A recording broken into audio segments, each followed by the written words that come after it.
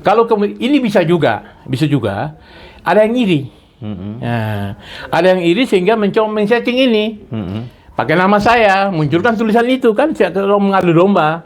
Sehingga dengan demikian seolah-olah Dasko ini dianggap berbahaya, sehingga harus disingkirkan.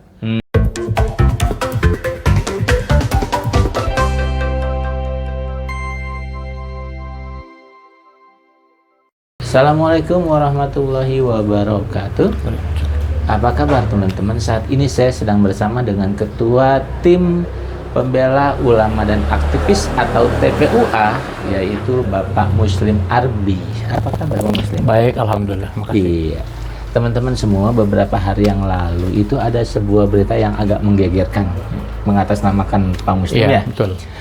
Di berita itu disebutkan bahwa mempertanyakan malah bahwa ketika ada kerusuhan tanggal 25 sampai 31 Agustus kemarin, ini kenapa nih Ketua Harian DPP Partai Gerindra dan juga Ketua Harian DPP Partai Gerindra yaitu Bapak Supmi Ahmad Dasko, iya, kok tidak terlihat gitu ya, sehingga ini cukup menjadi perbincangan di masyarakat, karena kita tahu bahwa Pak Dasko merupakan salah satu orang kepercayaannya Pak Prabowo, sehingga kayaknya nggak mungkin ya ketika dalam suasana genting seperti itu, apalagi isunya bahwa kerusuhan itu memang sengaja didesain untuk menjatuhkan Pak Prabowo ya, dan tentunya dalam kondisi seperti itu pasti ada peran yang diambil oleh Pak Dasko. Nah, kita akan bertanya sama Pak Muslim, bagaimana berita itu bisa muncul atas nama Pak Muslim Arbi. Ya. Baik, bismillahirrahmanirrahim. Assalamualaikum warahmatullahi wabarakatuh. Selamat pagi. Saya juga pertama membaca itu kaget, ya kan? Artinya bahwa kok nama saya dibajak gitu. Dibajak. Dan setelah saya membaca tulisan itu, saya bilang ini bukan tulisan saya, karena memang bukan tulisan saya, ya kan? Ya, jadi saya melihat bahwa ada upaya pembajakan nama saya itu, makanya kan ketika saya dihubungi oleh Bang Saganda kemarin bahwa saya mengatakan bukan, ya kan? Jadi beberapa media menaikkan itu menulis mempertanyakan seolah-olah di situasi yang genting, Prof. Dasko, ya kan, Wakil Ketua DPR dan Ketua Harian DPP Gerindra, ya kan, lalu kemudian tidak muncul, ya kan, lalu kemudian dia buat analisa, seolah-olah itu analisa saya. Nah, memang itu kan pertanyaan saja, ya kan, pertanyaan saja, karena selama ini kan sebetulnya peran Bung Dasko selama ini kan cukup vital untuk membackup Presiden Prabowo, ya kan, dalam berbagai isu yang sama-sama kita sudah tahu secara nasional, ya kan, jadi apalagi di situ kemudian dalam tulisan itu mendesak supaya Pak Prabowo segera tegas untuk memecat Pak Dasko. Ya jelas-jelas itu bukan tulisan saya lah. Artinya kalau gini kan, saya melihat bahwa selama ini kan peran Prof. Dasko, ya kan, Prof. Dasko Supmi Ahmad itu, ya kan, itu sangat strategis, ya kan, dan banyak memberikan kontribusi dalam persoalan-persoalan terhadap Presiden Prabowo, ya kan. Nah, jadi kesan saya dalam tulisan itu seolah-olah mengadu domba. Seolah-olah mengadu domba sama Pak Prabowo dengan Pak Dasko, ya kan, dan pengadu dombanya saya, gitu loh. Padahal itu jelas bukan tulisan saya. Nah, jadi bahkan saya melihat bahwa dalam hal ini ya perlu kita luruskan. Sekali lagi itu bukan tulisan saya, sehingga saya melihat bahwa selama ini kan peran Pak Dasko dalam kepemimpinan Pak Prabowo sebagai Ketua Harian dan Wakil Ketua DPR selama ini kan sangat berperan besar, ya kan, berperan besar. Nah, jadi sebaliknya kalau tulisan itu nadanya negatif, saya melihat malah positif. Ya kan, makanya saya bilang ini gampang bantahnya ini, kan itu dia. Itu. Tapi kalau Pak Muslim sendiri melihat Pak Dasko itu, sosok Pak Dasko itu seperti apa ya? Jadi gini kan, memang saya lihat di internal Dasko itu kan sebagai Ketua Harian menggantikan peran Ketua Umum ya, yang sudah menjabat Presiden. itu kan dahulu misalnya ada ketua umum Gerindra yang awal-awal, ya kan, kemudian sampai kepada kemudian meninggal beliau, saya lupa profesor siapa yang ketua itu, ya awal-awal itu, lalu kemudian Pak Dasko, ini saya melihat peran Pak Dasko itu sangat membantu. Sangat membantu Pak Prabowo, baik ketum maupun sebagai sebagai presiden, ya kan, artinya kasarnya begini, Pak Prabowo di istana, Pak Dasko di DPR. Nah dengan demikian saya melihat dalam berbagai kasus ya yang kemudian bagaimana presiden bisa bertindak cepat, ya kan? Nah itu kontribusi Dasko itu besar gitu loh, ya kan. Nah jadi kalau ini bisa juga ada yang iri, nah, ada yang iri sehingga mencoba men-setting ini, pakai nama saya, munculkan tulisan itu kan, kalau mengadu domba, sehingga dengan demikian seolah-olah Dasko ini dianggap berbahaya, sehingga harus disingkirkan oleh Presiden Prabowo. Ya tentunya diberhentikan dari ketua harian Partai Gerindra, maupun bila perlu disapel dari disingkirkan dari wakil ketua DPR, misalnya kan seperti itu. Nah jadi itu yang sangat disayangkan. Itu menurut saya memang itu orang iri, artinya orang yang melihat bahwa loh Dasko itu begitu strategis bagi Prabowo, ya kan? Tapi kenapa kok bisa seperti itu gitu loh, ya kan? Nah jadi saya melihat bahwa ini berbahaya karena apa? Ketika situasi kemarin itu kan seolah-olah presiden kan jalan sendiri, beli sendiri kan. Dia harus berhadapan dengan situasi, ya kan. Dia harus diundang ke Cina, ya kan. Kemudian situasi dalam negeri yang begini, banyak masalah. Kita tahu ada kasus Raja Ampat, ya kan. Kemudian kasus pulau yang di Medan, Sumatera Utara itu yang mau diambil oleh Sumatera Utara, ya kan. Lalu kemudian persoalan-persoalan buruh dan lain sebagainya, kan gitu. Nah ini kan tentunya cukup pusing juga, ya kan. Nah di situ peran Dasko sebagai ketua harian di internal partai maupun sebagai wakil ketua dewan ini kan selama ini memang sangat berperan besar. Ya istilah sangat kasarnya kan ya sebagai second man lah presiden. Nah jadi oleh sebab itu maka bisa juga muncul pikiran-pikiran bagaimana melemahkan Presiden Prabowo dengan cara menciptakan situasi atau isu atau opini agar Prabowo nggak senang sehingga menyingkirkan Dasko. Begini, Bu Muslim, saya juga akan mendapat informasi bahwa Dasko ini termasuk salah satu yang punya power di circle-nya Pak Prabowo gitu ya. Bahkan informasinya beliau salah satu yang sangat dipercaya oleh Pak Prabowo gitu ya. Tapi kita juga ingat bahwa pernah ada informasi bahwa desain Prabowo Gibran itu kan katanya juga ada campur tangan Dasko di situ. Isunya seperti itu. Dan sekarang kita melihat bahwa Gibran justru sekarang diusulkan bahkan oleh purnawirawan TNI agar segera dimakzulkan. Nah, ini kan artinya seperti seolah-olah jadi bumerang gitu ya. Sebetulnya apa sih harus dilakukan oleh Pak Prabowo dalam menyikapi hal ini? Apakah perlu meminta kepada Pak Dasko tolong dibenahi ini atau bagaimana Pak Muslim? Jadi memang kalau kita lihat sebelum kerusuhan kemarin itu ada pertemuan antara Pak Dasko dengan Gibran, ya kan?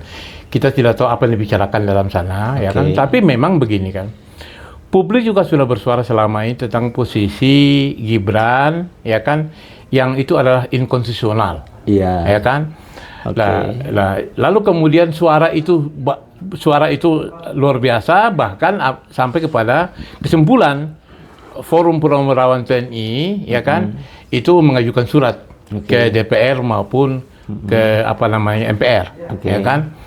Nah bahkan oleh sebab itu maka saya melihat situasi terakhir ini di mana DPR menerima, ya kan, delegasi dari mahasiswa, ya kan, juga dari influencer, ya kan. Nah, ini tentunya saya berharap DPR juga membuka pintu, ya kan, supaya ini gini. Terpilihnya Gibran yang melanggar konstitusi itu kita harus tahu bahwa ini melanggar gitu loh. Nggak ada kompromi. Kalau negara ini tanpa konstitusi mau apa? Ya kan? Nah, jadi itu salah. Nah, jadi bisa juga Pak Prabowo menugaskan Dasko untuk membenahi ini. Nah, bisa ya. oleh pihak pihak sono, pihak Gibran dan sebagainya itu atau kelompok geng Solo nggak suka. Panas lah ya. Panas. Oke. Nah, muncullah isu itu. Bagaimana memecah hubungan antara Prabowo dengan Dasko itu? Iya. Nah, memang begini. Selama ini kan ada tulisan yang berkembang. Kalau di zaman Jokowi ada Luhut. Luhut itu seolah-olah ya istilahnya itu Godfather lah ya. Ya, seolah-olah seperti itu. Jadi kalau saya pernah menulis bahwa Jokowi tanpa Luhut bukan siapa-siapa. Saya pernah menulis masalah itu dan tidak bantahan. Nah, sekarang ini posisi setelah rejim Jokowi ke kepemimpinan Prabowo ini, mereka melihat posisi Dasko itu sangat strategis. Oh iya, oke. Nah, sehingga dan dalam beberapa isu nasional dia dengan pintar menyelesaikan itu kan gitu loh. Nah, ini yang kelihatannya dalam pandangan saya bahwa ini ada dari pihak-pihak yang tidak suka Gibran dilengserkan meski itu pelanggaran misalnya kan, mencoba ini Dasko ini bahaya nih kalau biarkan terus gitu kan, atau bahkan gini, bahkan serangan ke DPR. Saya melihat bahwa bisa jadi selama ini kan ketika pertemuan di Batu Jajar, Gibran tidak bersalaman dengan AHY, tidak bersalaman dengan Bahlil, tidak bersalaman dengan Muhaimin, tidak bersalaman dengan ini, seolah-olah dalam kacamata saya ini bahwa konsolidasi untuk Gibran ini jalan di partai-partai. Oke, Bang, kalau kita bicara tentang DPR ya, kan memang kedudukannya Dasko itu wakil.